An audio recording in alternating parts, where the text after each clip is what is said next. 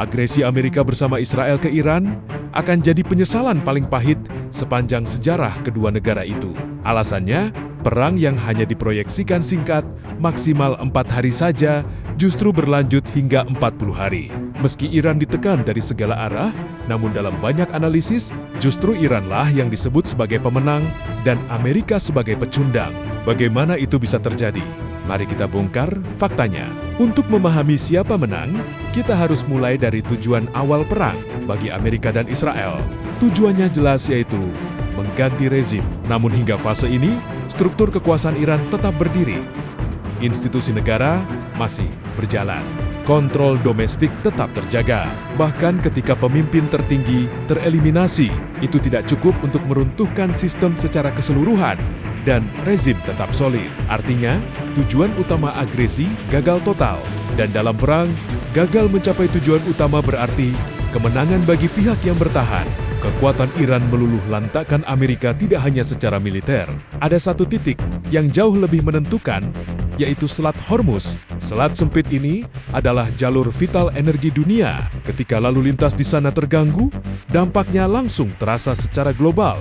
Harga energi naik, biaya logistik meningkat, dan tekanan ekonomi menyebar ke banyak negara. Situasi ini menciptakan efek domino. Semua negara merasakan dampaknya.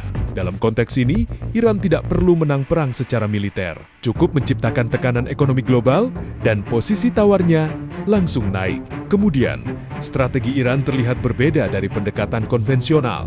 Alih-alih mencoba mengalahkan lawan secara langsung, mereka fokus pada satu hal: membuat konflik menjadi mahal bagi lawan. Serangan rudal dan drone dilaporkan menyasar berbagai titik strategis, termasuk pangkalan militer di kawasan Teluk dan wilayah Israel.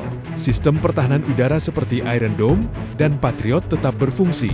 Namun dalam konflik modern, jumlah dan intensitas serangan bisa menjadi faktor penentu. Beberapa serangan yang berhasil menembus pertahanan cukup untuk menimbulkan kerusakan dan mengubah persepsi. Dari yang sebelumnya terlihat tak tersentuh, menjadi tidak sepenuhnya aman.